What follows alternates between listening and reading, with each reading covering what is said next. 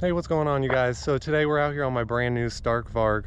We're actually going to be going out and testing it on some single track. I've had the bike for a couple of weeks now and ridden a couple of ATV trails and some more open riding. It's been a lot of fun. This bike has a lot of speed and a lot of power, but today what I really want to end up testing for you guys is just how good this bike can end up being in single track. Just because they just dropped their new Enduro version. I know this is their MX version, but I just want to see what these things are capable of. They are so much freaking fun. All right, so I really don't want to break down all the specs and all that stuff for you guys. There are so many other videos on YouTube that go over those types of things. So today I'm at about 80% as far as charge goes. We're going to go out and just see how long 80% really will end up lasting me. People always question on these bikes whether or not they actually are going to go all day, whether or not they're going to get you a full day of riding. And that's what this video is going to be about. Just how fun is the bike and just how reliable is the bike as far as using it as an everyday bike. So one of the first things that I actually want to talk to you guys about is the weight of this bike. I have ridden so many different bikes. Is the weight on this bike that big of a difference maker? In my personal opinion, as far as a dirt bike goes, yes and no. So a lot of what I said about the weight really comes into play in something like this, where it's just loose rock and just I'm dodging and weaving everywhere. Because with all the weight and the power, the rear end keeps just digging holes. What I will say though is the weight's in different spots than how it is on a motocross bike, or not a motocross bike, on a gas bike. The weight is a lot more in the triple clamps, it feels like. It feels like, you know where the controller is on a Suron? Like that front, right between your forks in your engine, that part of frame right there, that is where it feels like a lot of the weight is sitting, and it makes the bike feel really, really well balanced. I can actually balance this bike stopped really freaking well. Now, I would like to talk about the power modes. The power modes are really cool. How much customization this bike gives you is awesome. But the issue is yes, this gives you a lot of customization. Holy crap. Yes, this gives you a lot of customization, but there's also plenty of gas bikes that give you a lot of customization nowadays as well, especially if you've been paying any attention to the new KTM GPS system that has come out, where they use the Light Pro system and they can track, lap times, they can see segments, allows you to track and change traction control, power output. It shows you suspension settings for suggestions for certain things. There's still, in my opinion, as far as customization on this bike, there's a lot more things that they could end up doing, such as one thing being the power curve. I wish they had a tunable power curve. So once you get this bike up to 60, 80 horsepower, this bike actually does punch really hard. But one of my issues is actually in the lower horsepower range, because that's what I like to run it for enduro riding, just to make the bike a little more controllable. You can't adjust how hard it hits. I like my bike to hit really hard in the bottom. This doesn't allow you to do that quite yet. I know that they're planning on doing a flywheel update and a power curve update where they will allow you to control these types of things. Ooh, one other thing I do want to actually bring up about the modes that is really cool. You can switch them whenever. Like I can switch it right now up into mode 2. And my mode 2, I have it set to the same horsepower, but I doubled the engine braking. And the reason why that's awesome is for downhill sections like this, where I don't have to just sit here on the brakes the whole freaking time. I can let the engine braking help me out, slow me down, and then I'm not just burning up the brakes. And the other benefit as well is it gives you some battery back.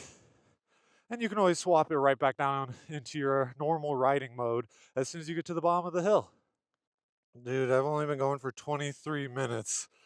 And dude, this single track is freaking crazy next level. I wasn't expecting to be tired this quick. Oh, that hill climb is gonna be a fun one. All right, big drop into a fun hill climb.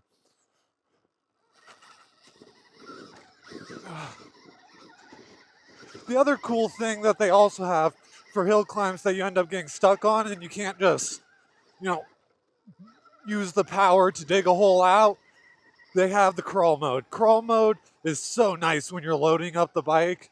It is an honest truth, the easiest full-sized bike I've ever had to load and unload. One thing that my coworker brought up that I would like to kind of mention is, as you can see on these sides, they're kind of flat.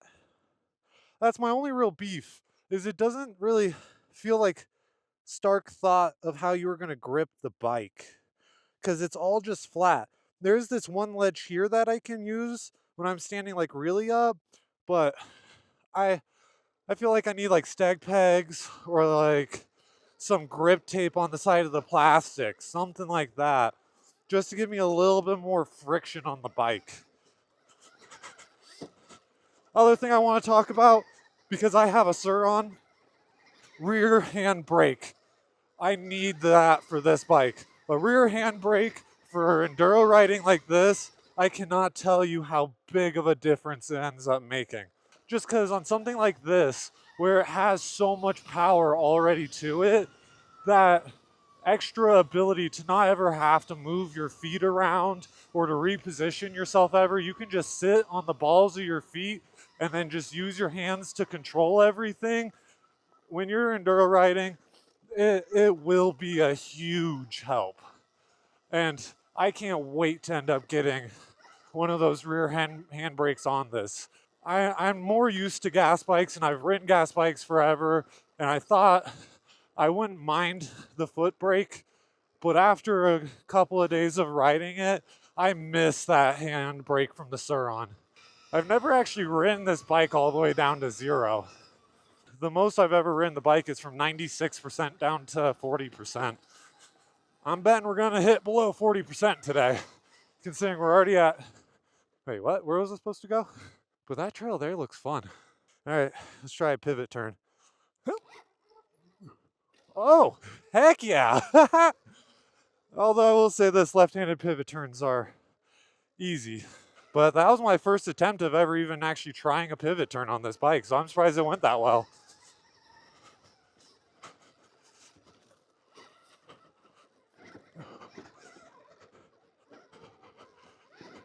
Holy crap. The crawlability. Holy crap.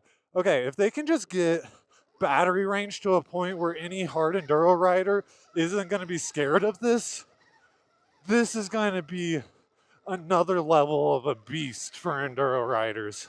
All right, so honest truth at this point, I've talked through a lot of my talking points that I wanted to talk about on this bike, and it's just this bike is overall amazing.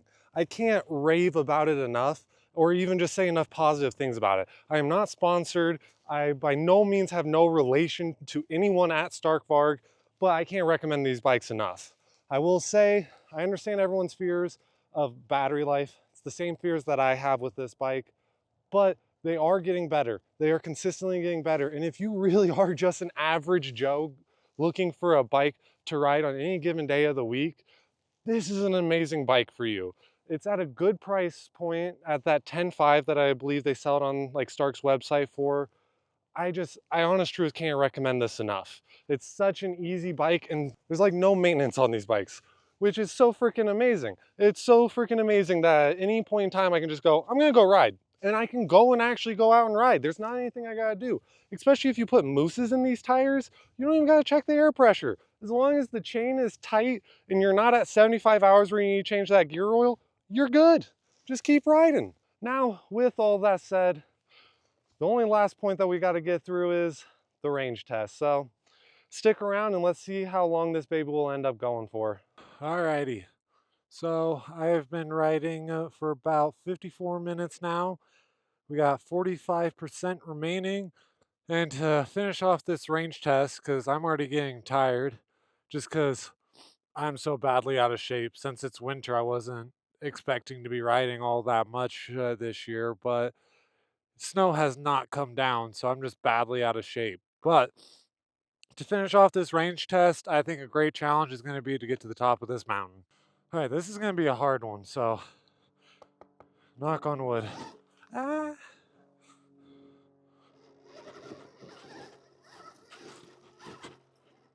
Oh, I can't get any freaking traction. Come on, baby. Keep digging that hole.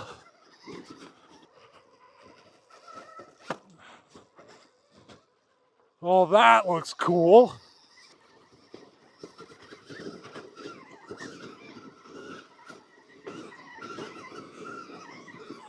Oh, good. Oh my God. I know I could probably push it up this the rest of the way, but I want to make this clean. This looks cool.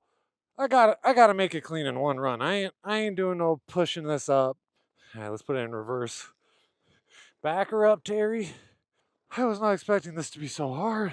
You got this. You got this. You got this. You got this. You got this. Full commit. Feet on the pegs and commit.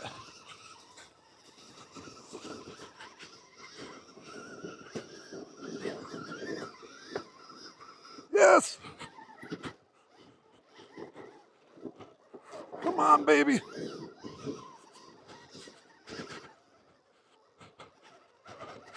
Yes! Woo! All right, so we got the Stark Varg up to the top of this mountain here, as you guys just saw in that last clip of me really, really struggling to end up doing it. Well, I told you guys the hope is to end up actually making it all the way up there. We'll see if it ends up happening or not. Honest truth, it looks really steep and difficult, but I did end up finding a way for us to go about and doing it. So if I go back down the way that I came up over here and then come all the way down over to here, there isn't any fences blocking this path off here, and I should be able to just take it all the way up to the top of the mountain. Hopefully it's as easy as said. So let's see what happens. All right, now's where it gets really steep. Elbows out, up on the bike, and go.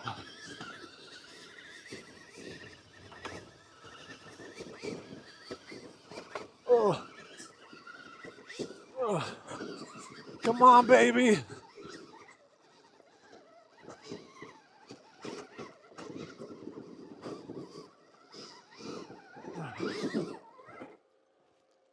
Oh, God.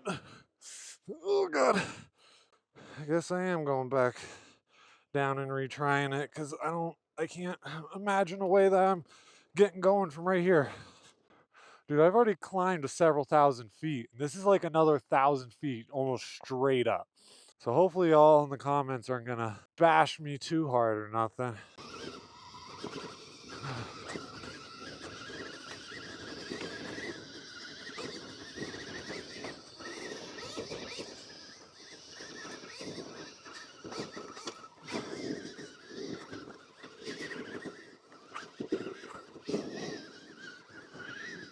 Ride the Bronco!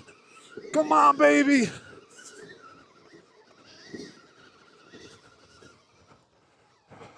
Yes!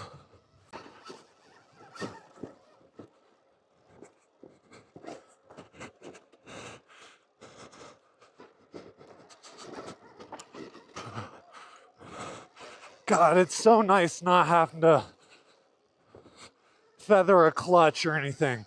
It's the amount of throttle I give it is directly correlated to the amount of power it gives. And so I can just have it crawl without me having to feather anything or touch anything. It's so easy. Or I should say it makes it so easy. If they really can just fix the range on these are the next level enduro bikes. I have 24%. I've technically been riding for about an hour and 14. Granted, I'm draining battery because I'm in such loose dirt and I'm also going almost straight up a lot of this. I hate people who say that electric motorcycles are the future of motorcycles because I don't see us ever getting rid of gas-powered bikes. There's too many different usage types for electric versus gas. That's at least my personal opinion. Oh wow, that's a lot of snow. But I'll say this, Stark Varg is making a convincing argument right now. of why this should be the future of motocross or dirt bikes or enduro or whatever you choose to do with it. Because this bike feels good. Just so good. It's so fun. I think I've rarely ever heard a negative comment said about these bikes other than battery life and range. And also lack of sound. Lack of sound is a big thing, especially for motocross or like arena cross or supercross, or just even letting people know in a hair scramble that you're behind them.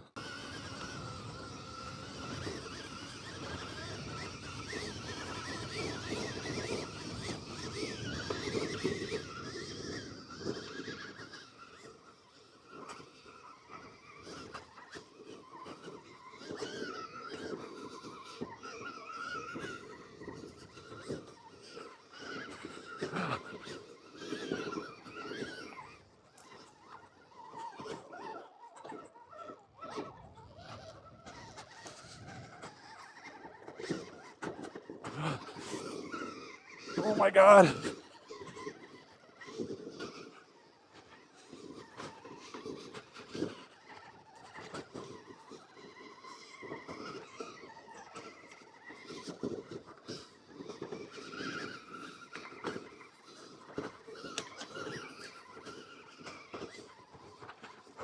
Yes! Holy crap! Oh my God. We freaking did it. We did it, boys. This is the top of West Mountain. All right, so a lot of people ended up showing up where I parked, so I'm just filming this in my truck. But I ended up doing the math. I used 62% of the battery because I started with 80, ended the day with 18%. I don't like going all the way down to 0 just because that kind of terrifies me, being potentially left somewhere. I don't really like that. So we went down to 18. And let me say this, the bike really does outlast most people. Any weekend warrior, any average Joe whose ride days last around 2 hours consistently, where you normally go out for an hour, come back, take a break, go out for another hour, I don't see a reason why you shouldn't buy one of these Stark Vargs. This is the most amazing and fun bike I have ever ridden. If we get rid of the battery life and just purely based upon what this bike can do, this might be one of the best bikes I've ever ridden. It is so much fun. I don't fully see a world where gas bikes are going away, but I can actually finally see why they think that way, or why they think that these bikes are going to take completely over. The bike is so much fun, so easy to ride, and it really makes you feel like a professional, even if you're not actually going any faster than you would on a gas bike. But anyways, I'll see you guys in the next video. Hopefully you enjoyed today's content. Please make sure to like and subscribe. Peace.